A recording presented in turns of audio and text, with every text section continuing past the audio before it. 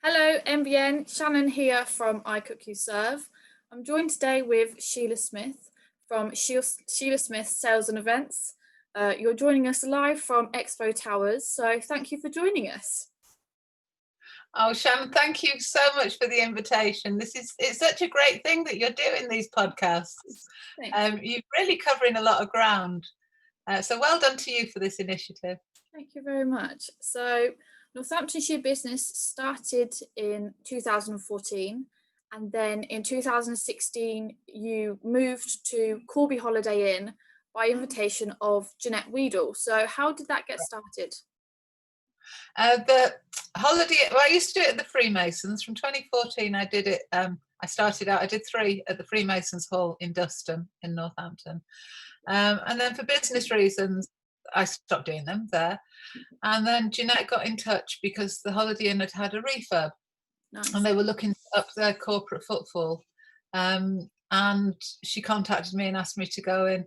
And in about 8 weeks, we pulled together our first business exhibition. And we sold 16 stands and we thought we were cracking along. Well, Shannon, 16 stands is not an exhibition. Okay. You got to start somewhere. I mean, now when you look at the Northamptonshire Business Exhibitions, we sell between 60 and 70 stands. We have many hundreds of people through the door, but that wasn't the case when we did the first one. So when you started off for the first one, what was your inspiration for doing the business expos? Why did you start them? Because going back again to 2014, I've been active on the Northamptonshire networking scene and in local business since 1994. So most of your viewers weren't born then, because I was one of the few female members of the Chamber of Commerce at that time, which was very male dominated. So I knew the landscape of the business in Northamptonshire then, and there was nothing like a business exhibition, but I could see there was definitely a need for businesses to get their name out there. Yes. And for people to get in front of local businesses and find out what was around, to network and to showcase their businesses. And I think with a business exhibition, even today, you can cover a lot of ground in one day. You can speak to a lot of people, and it's that face-to-face interaction, which is a bit old-fashioned, but sometimes the old-fashioned methods work best. I completely agree. So looking into the expos that you do a little bit more, you provide so much support for your stand holders, from how that they can market their expo, the fact that they're going to be at the expo, to all of the different hashtags that you use, all of the events that you create that people can kind of tag in and say, oh, I'm going along to this, and all of that. So why was that important to you? Well, the tagging in and the sharing event, that's just spreading the word and spreading the reach, because you know people I don't know, I know people you don't know, and between us, that's a big network, and that's the same for everybody. But really, the support, I feel a bit like their mum, because I want people to have the best experience. I want them to get the best out of the day, and make that day count in their business week. And to make their mark, because I just want us all to win. Because if I'm winning, you're winning. Yeah. And vice versa. Yeah. Within that, you get a lot of people through the door. You provide a lot of value for your stand holders and for the people that come along to that. So obviously you've had really great feedback. But one of the things that has come up is that some of your stands, people say you're too cheap, or you could double the prices, you could massively put the prices up. What's your reaction to that? How does that kind of sit with you? Well, it's a bit of a cheek, but I do get where they're coming from, because I do put a lot into these things. And I work day and night up here in Expo Towers. This is the attic of my house, actually. Nice. But I have learned along the way that the people who need this level of exposure and this level of support are the ones who can least afford it. because I don't even know, I mean, I don't go out and say this a lot, or maybe I shouldn't be saying this now, but I have in the past had payment terms in place for people who can't afford the full amount when they book. So we'll spread it over 3 or 4 weeks or months or whatever. So yeah, because the people who need it the most are the ones often who can least afford it. Brilliant. I think that's a really considerate way, and gives us actually a really good insight into how you run the expos, because it's not only the stand holders that you look after, but also your attendees. You have always had such a great lineup of workshops that you provide, whether kind of information based or stuff for people to kind of really get involved with. So why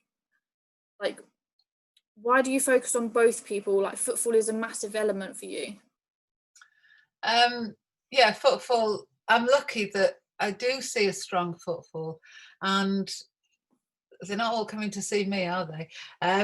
So it's about getting the mix right with the workshops and the learning and the talks and the seminars and whatever else I put on with my lineup, because I need to give people a reason to come, because it doesn't matter how fantastic your stand is as an exhibitor.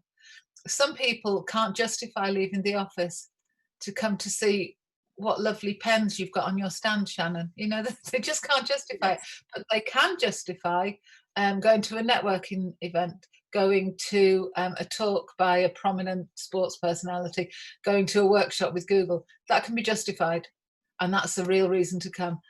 And so that's where the strong footfall comes in. I don't know if other people do that, and if they don't, then see, I don't really look what other people are doing. I just get my head down and do what I want to do. Nice.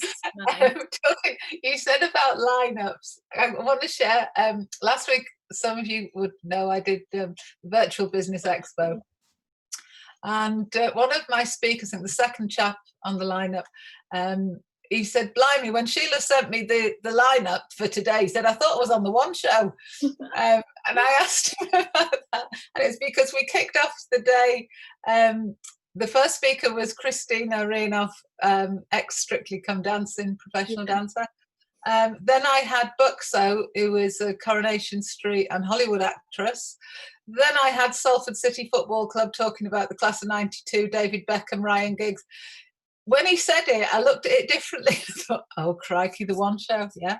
People love the one show, and people really do love your expos, and they are everywhere. You've got them in Northamptonshire, Staffordshire, Worcestershire, Oxfordshire, Bedfordshire, Buckinghamshire, and I know you've got a few different places also on the horizon. So when you first started doing expos, did you realise that you were going to be covering all these different areas, or were you kind of like, right, I'm going to dominate it all, or was your focus just on Northampton? How did that develop? No, I didn't even take it seriously. It was a bit of a laugh, really. No, there was no plans to expand it to the level that it has expanded to. So I'm just as surprised as you are. But isn't it great? It's just great. Let's just run with it. It is wonderful.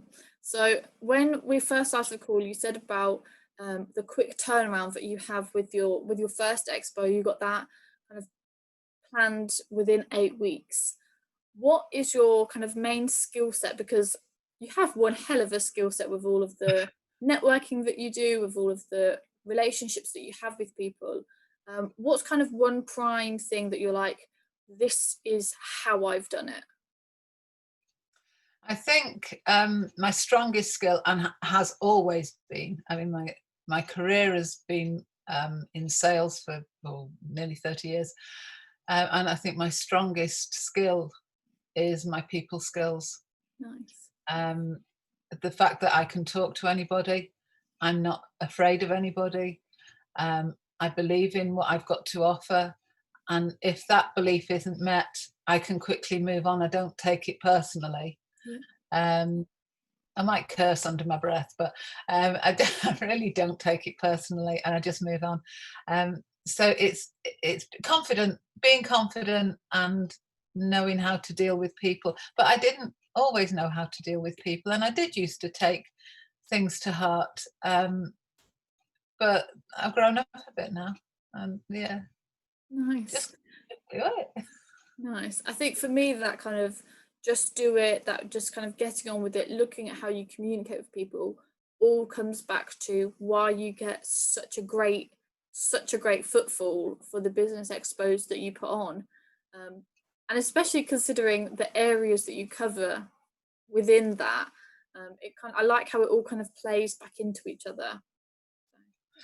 Yeah, somebody once said that it's my exhibitions are a little bit like McDonald's, and I thought that was a strange thing to say until I asked him what he meant.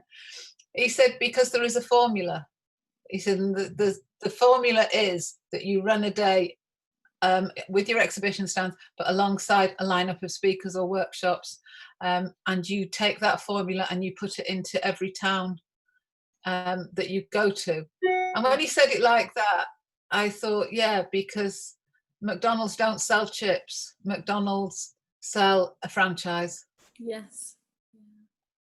So that when it was explained to me like that, I thought, yeah, I suppose I am a bit like McDonald's. Yeah. So I think that's kind of, with that explanation, that's a really nice compliment to have. And I think that it is all kind of based on the one day, that one expo day. But for me, I love the lead up to your expos because everybody is really excited about it. Everybody is sharing that who's doing it, who's not doing it. And when it's like, right, this is what I'm doing, are you booking on? It's kind of like, who else is booking on? Who are the speakers? Who's going to do all of that? And you release your workshops quite gradually as well. So you don't always know. On the day you do, but you don't always know. It's that anticipation, that build up. And I think for me, that kind of extends that one day out for however long we have the lead up for to the business expo. So for me, I really like that, as well as that on the day. Great buzz that's in the room, the great footfall, and talking to all of these people. And yeah, at the end of the day, it's absolutely exhausting. It must be really tiring for you as well, but it's always a success. yeah, I mean, to talk about how tiring it is, it used to be that the day after an expo, I would do the best part of nothing. Because I'd be bombarded with messages and nice things that people were saying. I'll try to reply to everybody. And I don't get as exhausted now. I've got good people supporting me. I'm sure you've all met Kate Ilott. She is the power behind me. She motivates me. I hope I motivate her on occasion too. And then I've got Tracy from Social Zebra doing my my social media, and I'm really grateful to those two ladies because they are not afraid to tell me off. They are not afraid to pull me up. I've just had a message from Tracy chasing me up on something, and I'm like, oh, I'm so sorry, I forgot. So I need people like that. I really do. I think we all do, and I think that for me, this is the great thing about the group, the MBN group, because it is such a massive support community. And I think within the business expos that you do, you kind of create those in turn again, because people are networking, people are building those relationships, and when people aren't talking to people coming through the door, they're talking to fellow businesses. So that's always really nice part of the day. So I was going to say NBN. I mean, I've seen that grow over the years, and I mean the job that Anne Brebner has done with that. I mean, that is just superb. I am full of admiration for what she's achieved there, and I love that this group that you've got together.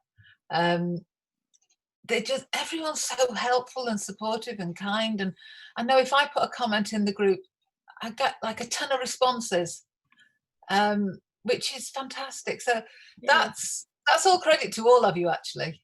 Credit to Anne for pulling it together, but credit to everybody else for working as a team. And it's great to see. It really is. So yeah, hats off to you. Thank you. So focusing on networking, Yes. You've got your networking group as well, which is Breakfast at Beckworth. So how did that get started? Tell us about that. Well, I didn't take that seriously either, Shannon. You'll see your I passion. I can't even tell you the date of the first Beckworth because it was so insignificant to me at the time. I had a lot of pressure. I used to belong to a group that folded called Barton Business Club in Elsbarton. And when that was no more, there was a lot of pressure on me to run my own. I thought, don't be ridiculous. You could pick on someone else. But the pressure kept up. So Beckworth was one of my clients because I used to sell stationery and cleaning products when I had a rubbish job. And I went to them and said, look, can you help me? And the other day, the conversation. And they said, well, should we just trial it for like 3 months or something? I said, okay, well, I don't think we'll do it for 3 months, but yeah, all right, we'll do that. Well, I don't know when that 3-month trial's up because we've been doing it for 10 years and they've never mentioned it since. So nobody is more surprised than me by the success of Beckworth, the popularity of Beckworth. I don't know what the magic ingredient is with it, whether it's because I always say to people, this is your meeting, it's not mine, which I do with the expo. That's why it's called Your Business Expo, because it isn't mine. I get a little bit upset when people say Sheila's networking, Sheila's expo. It's not mine. I make them happen, but they're yours. Because if nobody comes, yeah. So that's where Beckworth came from. And then when we went into lockdown, I proper buried my head. And I wanted nothing to do with any of this zooming around. You just stop it, everybody. That was my attitude. I think I actually said that to Amber Ebner. And I got people like you, Shannon, sending me messages saying, are we having a Zoom Beckworth? So I cursed at the phone and then I thought, I have to do this.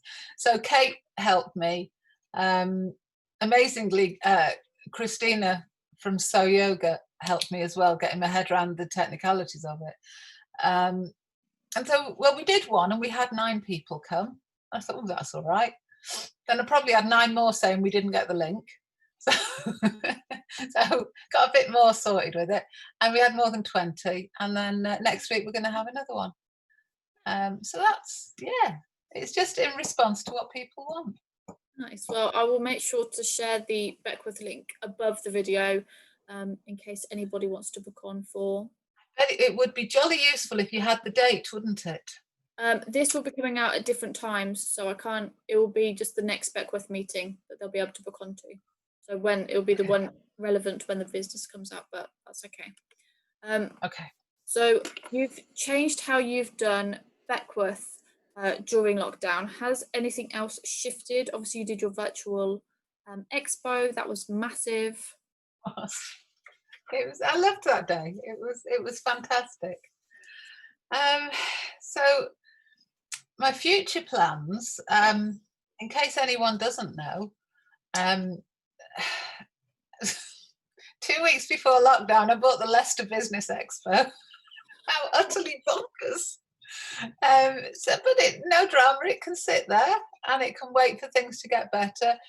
We have a date, 13th of October, to run at the King Power Stadium in Leicester. I don't know if that's going to run because I need to speak to the venue and I will be guided by the venue because we'll have to abide by their social distancing rules, which I know there's some discussion at the moment about changing the laws on that. So we'll have to wait. And if it doesn't run, Shannon, then what we do is just the stands that we've sold and the speakers we've got in place already, we'll just pick the whole lot up and move it to later in the winter or to spring 2021. It's absolutely no drama. Nobody will lose anything.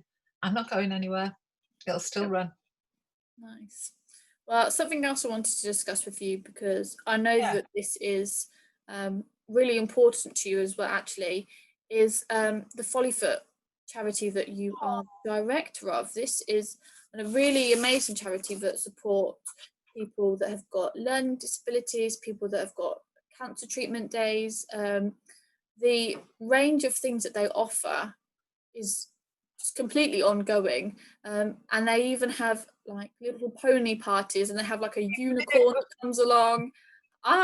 Book me in. I am so excited for this. So tell us a little bit more about the charity, about your role within the charity, and just what the group can do to help. Okay, well, I met Sophie Morris. She's one of the founders of the of Follyfoot at a networking event in Oxfordshire probably 2 years ago. And I got really, really involved. I've been mad about horses since 1965. Don't do the numbers, but I have. And I was so impressed with the nurturing aspect of Follyfoot and the therapy horses, Yes. and the results that they have. And it's the power of therapeutic horsemanship that drives Follyfoot. And we don't fix people. What we do is we provide a safe environment for change. I love that. We currently have a fundraiser running, and we want to offer free therapeutic sessions to NHS workers and key workers, as we feel that they are most in need of some time to heal after the COVID situation we've been in.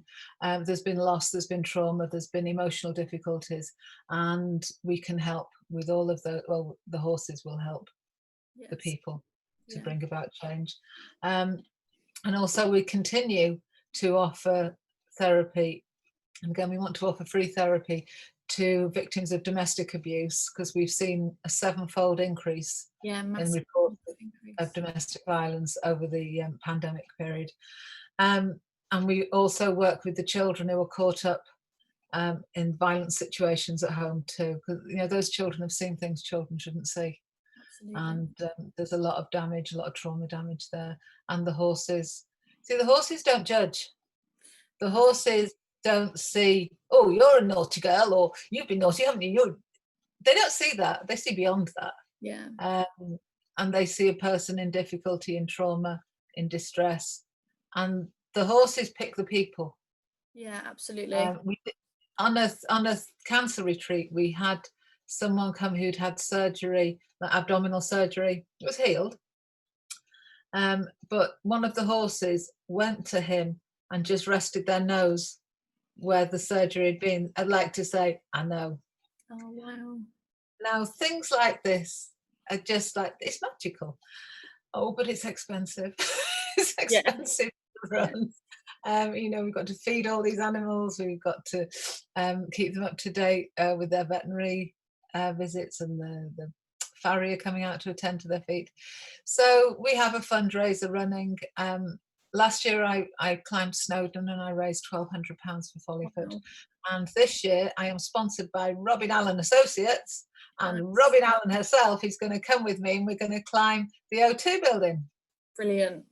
That's phenomenal. I know. So we're just waiting for that to open, and then Robin and I will be lacing up our boots, and I'm doing it. So I'll let you know about that when we have a new date. Yes. It was supposed to be this week, but obviously it can't happen. And Follyfoot is open to all. If you know somebody you think you would benefit from the therapy, then put them in touch with me or direct with Follyfoot. Absolutely. Well, thank you ever so much for joining us today. It's been a you're welcome. Thank you. How can people get in touch? Okay. Well, I have my Facebook business page, which is Sheila Smith Sales and Events. I have I've got a website. Yeah, I've got a website. Your Business Expo.co.uk. The Leicester Business Expo.com. If you want to know more about what's happening there. My email address, and I'm not supposed to give that stuff out, am I now? Email, actually you can email me. hello@eventsmith.co.uk, and Eventsmith has got 2 S's in the middle. So that's how you can get in touch with me, or just simply message me on Facebook. I'm quite active. And if you want to pop along to Instagram, @Sheila Social, it was meant to be a business page. I think it's set up as a business page, but it's just mostly pictures of me and horses. That sounds nice. Well, It's I will be popular. checking out your Instagram page, but thank you for joining us today, and Thank I you. hope to catch up with you soon. Fantastic. Thanks very much, Shannon. Thank Take you. care. Bye-bye.